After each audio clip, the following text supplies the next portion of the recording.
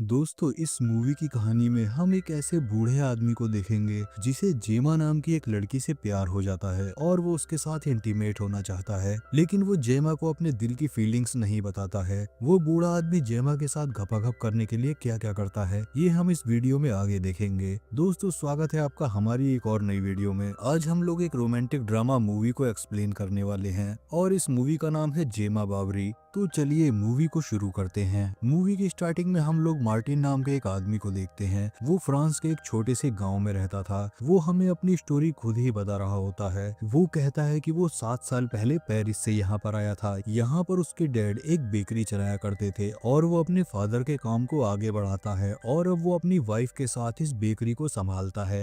एक बार मार्टिन जब ब्रेड बना रहा होता है तब उसका ब्रेड जल जाता है। उसकी वाइफ जब उससे इसके बारे में पूछती है तब वो बताता है वो चार्ली के बारे में सोच रहा था। वो कहता है कि कहीं चार्ली सुसाइड ना कर ले। उसकी वाइफ उसे समझाती है कि तुम्हें इन सब के बारे में नहीं सोचना चाहिए क्योंकि चार्ली ऐसा कुछ भी नहीं करने वाला है। इसके बाद मार्टिन चार्ली के घर पर जाता है। यहाँ पर चार्ली अपनी वाइफ जेमा का सामान जला रहा होता है। जेमा का हस्बैंड उसके सामान को क्यों जला रहा था ये हम मूवी में आगे जानेंगे। चार्ली जब यहाँ से जाता है तब यहाँ पर मार्टिन को जेमा की डायरी मिलती है। उस डायरी को छुपाकर वो अपने पास रख लेता है। घर आकर मार्टिन उस डायरी को पढ़ता है और यहाँ से इस मूवी की स्टोरी शुरू होती है और ये स्टोरी हमें फ्लैशबैक में दिखाई जाती है। इस मूवी में काफी समय पहले का वक्त दिखाया जाता है। यहाँ जेमा की शादी चार्ली के साथ हो रही होती है और चार्ली जेमा को लेकर इस छोटे से गांव में रहने के लिए आया था। जब मार्टिन अपने नए पड़ोसियों को देखता है तो वो इनके पास जाता है। ये लोग यहाँ पर काफी बातें करते हैं। एक दिन चार्ली जेमा को लेकर मार्टिन की दुकान पर आता है। यहाँ जेमा मार्टिन के बनाए हुए ब्रेड को टेस्ट करती है। वहीं दूसरी ओर मार्टिन भी जेमा की खूबसूरती को ही देख रहा था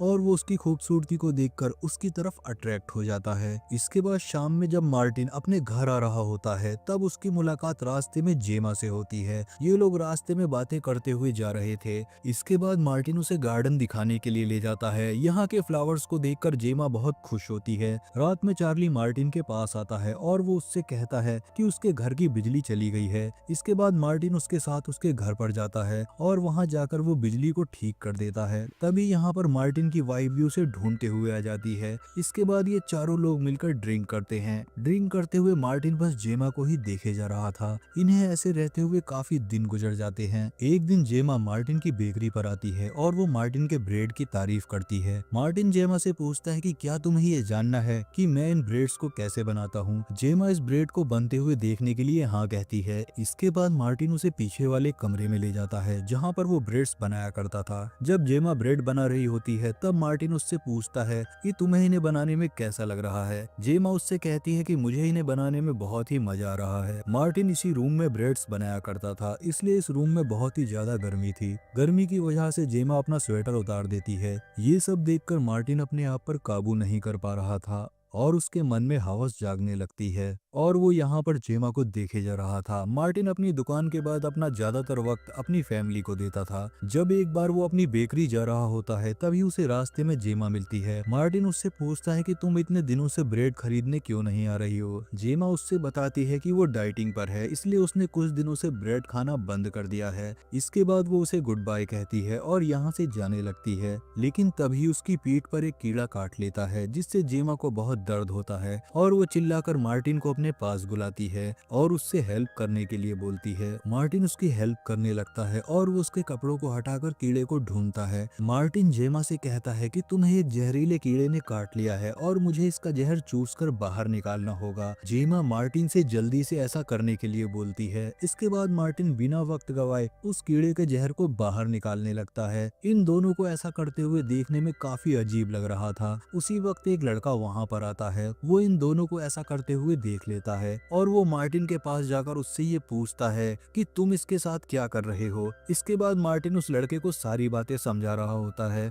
लेकिन तभी जेमा बेहोश हो जाती है। इसके बाद ये दोनों उसे लेकर हॉस्पिटल जाते हैं। डॉक्टर उसका ट्रीटमेंट करता है और वो उससे कहता है कि तुम जल्दी ही ठीक हो जाओगी। जब ये लोग हॉस्पिटल से घर पर आ रहे थे तब जेमा मार्टिन के कंधे पर सर रखकर सो जाती है क्योंकि उसे बहुत ही कमजोरी फील हो रही थी। उसे जेमा का ऐसा करना बहुत अच्छा लगता है। अगले दिन जब मार्टिन अपनी शॉप के बाहर खड़ा होता है तब वो जेमा और उस लड़के को बातें करते हुए देखता है। उन दोनों को ऐसा करते हुए देखकर मार्टिन ये मन में सोचता है कि इन दोनों का जल्दी ही चक्कर शुरू हो जाएगा। एक बार जब मार्टिन रास्ते में कहीं जा रहा था तब वो जेमा को देखता है जो कि गाड़ी से कहीं जा रही होती है। इसके बाद मार्टिन उसका पीछा करने लगता है। मार्टिन देखता है जेमा उसी लड़के के घर पर जा रही थी जिसका नाम हार्प है। मार्टिन उन दोनों को साथ में देखकर बहुत ही शॉक होता है। मार्टिन को पहले ऐसे लगता है जैसे जेमा हार्प के साथ वाइन पीने के लिए गई होगी क्योंकि हार्प ने उसकी मदद की थी, लेकिन असल में जेमा हार्प के साथ घपाघप करने गई थी। उस रात मार्टिन जेमा के घर पर डिनर करने के लिए आता है। तभी वो जेमा के गले पर लव बाइट्स देखता है। इस बाइट्स के निशान को देखकर मार्टिन समझ जाता है कि हार्प और जेमा आपस में इंटीमेट हुए हैं। ये देखकर मार्टिन बहुत ही ज्यादा सैड होता है क्योंकि वो जेमा को बहुत पसंद करता था। अगले दिन मार्टिन हार्प के पास जाता है और वो उससे बातें करता है और हार्प उसे बताता है वो आजकल पढ़ने में ज्यादा ध्यान नहीं दे रहा। तब मार्टिन उससे कहता है तुम्हें अपनी गर्लफ्रेंड को यहाँ बुला लेना चाहिए ताकि वो तुम्हारी पढ़ाई में मदद कर सके। थोड़ी देर के बाद हार्प जेमा को अपने घर पर बुलाता है। जेमा के यहाँ आते ही मार्टिन कहीं बाहर छुप जाता है। जेमा जैसे ही अंदर जाती है ये लोग साथ में भयंकर गपागप करते हैं। हार्प और जेमा को ऐसा करते हुए देखकर मार्टिन को पूरा यकीन हो जाता है कि इन दोनों का अफेयर चल रहा है। अब जेमा हार्प के घर पर अक्सर आया करती थी और ये दोनों साथ में बहुत ही इंजॉय करते थे।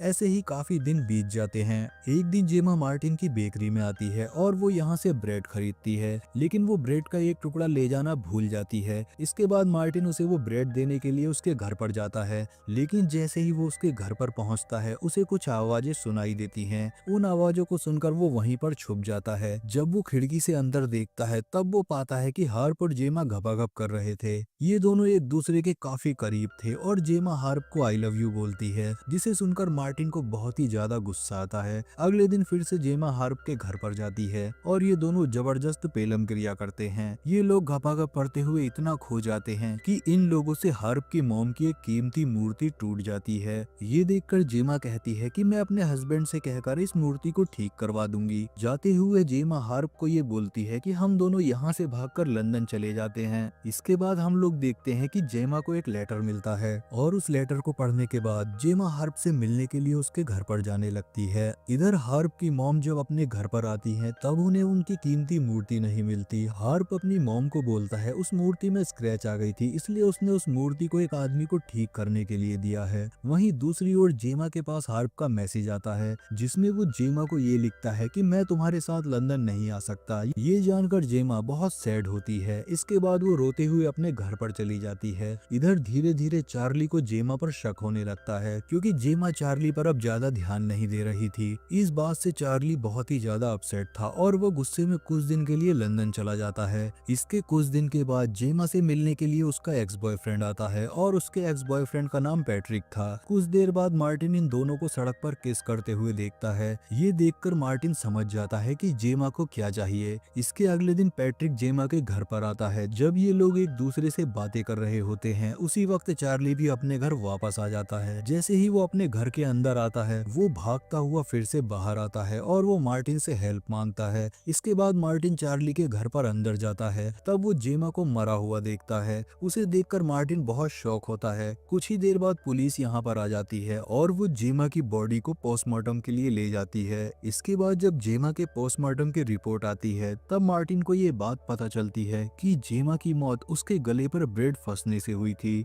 इसके बाद अगले दिन मार्टिन चार्ली को ये बात बताता है, लेकिन चार्ली उससे कहता है कि जेमा की मौत उसकी वजह से हुई है क्योंकि जब वो घर के अंदर गया था तब उसने पैट्रिक को जेमा के साथ घपाघप करते हुए देखा था। उसे देखकर चार्ली को ऐसा लगा जैसे पैट्रिक जेमा के साथ जबरदस्ती कर रहा है, इसलिए वो चार्ली के साथ फाइट करने लगा। जब चार्ली मार्टिन को ये सब बता रहा होता है तब पैट्रिक भी यहाँ पर आ जाता है और वो इन लोगों को ये बताता है कि उस वक्त जब हम दोनों अकेले थे तब जेमा ब्रेड खा रही थी और मैं उसके पीछे से उसे किस करने लगा, जिस वजह से जेमा के गले पर वो ब्रेड फंस गया और मैं जब उस ब्रेड को निकालने की कोशिश कर रहा था तभी वहाँ पर चार्ली आ जाता है और इन दोनों के बीच में कंफ्यूजन की वजह से लड़ाई होने लगती है। ये दोनों लोग आपस में लड़ने में इतने बिजी हो गए कि इन दोनों को जेमा का जरा भी ख्याल नहीं आया और यहाँ पर जेमा की मौत दम घुटने से हो जाती है। यहीं पर इस मूवी की फ्लैशबैक की कहानी खत्म होती है और यहाँ से हम प्रेजेंट टाइम में देखते हैं जहाँ मार्टिन का बेटा उससे ये कह रहा होता है, हमारे पड़ोस में एक रशियन कपल रहने के लिए आई है। ये सुनकर मार्टिन उनके पास जाता है और ये मूवी यहीं पर खत्म हो जाती है। दोस्तों, अगर आपको मूवी पसंद आई हो तो मूवी को लाइक और चैनल को सब्सक्राइब जरूर कर दें। मिलते हैं हमारी अगली वीडियो।